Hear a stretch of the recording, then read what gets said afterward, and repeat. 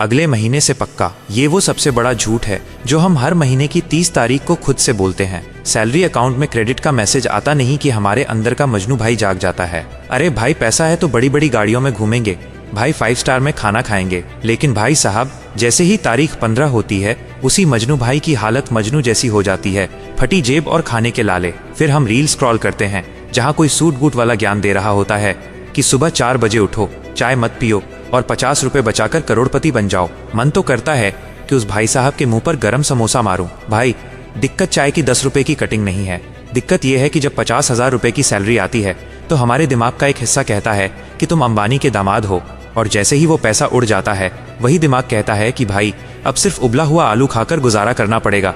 आज इसी दिमाग की बत्ती जलानी है, पर किसी बोरिंग लेक्चर से नहीं बल्कि एकदम देसी स्टाइल में। चलो एक कहानी सुनो।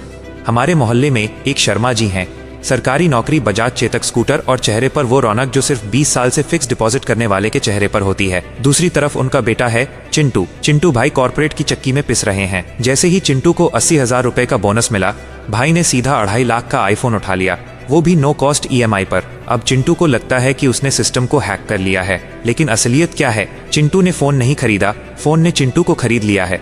हर महीने की 5 तारीख को जब EMI कटती है तो चिंटू का चेहरा ऐसे उतर जाता है जैसे किसी ने गोलगप्पे का पानी छीन लिया हो। हम सब कहीं ना कहीं इसी चिंटू गैंग के परमानेंट मेंबर हैं। हम सोचते हैं कि जो पैसा जेब में है वो हमारा है। अरे भाई वो पैसा तुम्हारा तब तक नहीं है जब तक वो तुम्हारी जेब में टिकना न सीख जाए। अब आते हैं उस मनोविज्ञान पर जो हमारे साथ रोज खो खो खेलता है। इसे हमारी देसी भाषा में कहते हैं देखा देखी की बीमारी, और अंग्रेजी वाले इसे बड़े ठाठ से लाइफस्टाइल क्रीप बोलते हैं। जब तुम्हारी पहली नौकरी लगी थी तब 15,000 रुपए की सैलरी में भी तुम दोस्तों को समोसे खिलाते थे और महीने के अंत में 2,000 रुपए बचा भी लेते थे। आज सैलरी 60,000 रुपए है, लेकिन महीने की 25 तारीख को दोस्तों से 500 रुपए उधार मांगने की नौबत आ जाती है। क्यों? क्योंकि जैसे ही आमदनी बढ़ी हमारा स्टैंडर्ड भी हवा में बातें करने लगा।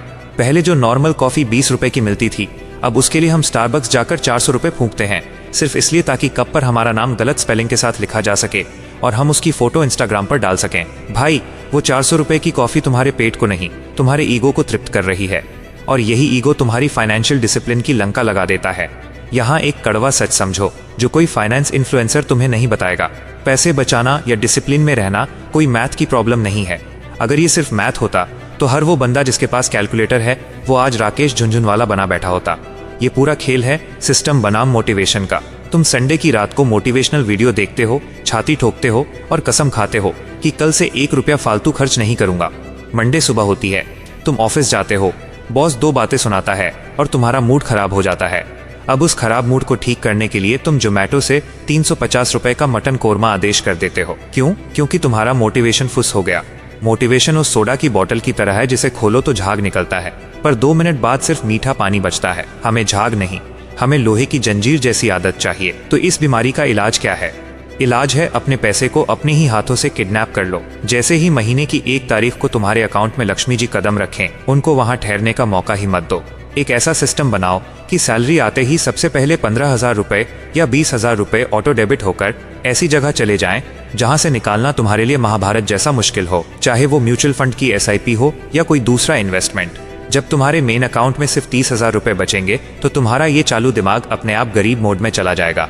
तुम चाहकर भी वो फालतू का ब्रांडेड जूता नहीं खरीद पाओगे, क्योंकि अकाउंट का बैलेंस देखकर तुम्हारी अंतरात्मा चिल्लाएगी, रुक जा भाई, वरना अगले हफ्ते नमक रोटी खानी पड़ेगी।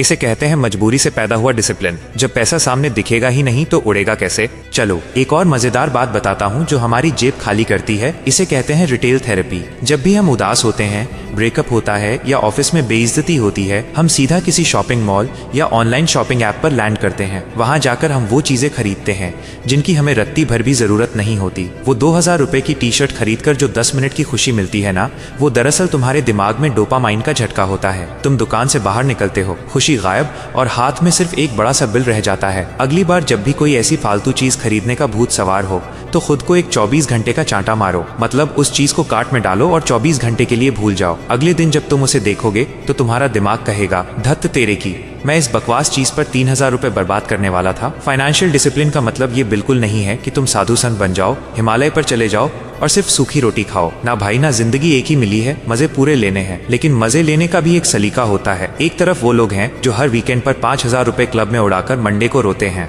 दूसरी तरफ वो लोग हैं जो अपनी मस्ती का भी बजट बनाते हैं। अगर तुम्हें घूमना पसंद है तो उसके लिए एक अलग मस्ती अकाउंट खोलो। उसमें हर महीने 3,000 रुपए डालो। जब उसमें 36,000 रुपए जमा हो जाएं, तो ठाठ से गोवा जाओ और समंदर किनारे बैठकर नारियल पानी पियो, बिना किसी गिल्ट के, बिना किसी कर्ज के। असली डिसिप्लिन तुम्हें कैद नहीं करता, बल्कि तुम्हें वो आज़ादी देता है कि तुम जब पैसे खर्च करो तो तुम्हारे दिल में डर नहीं बल्कि सुकून हो।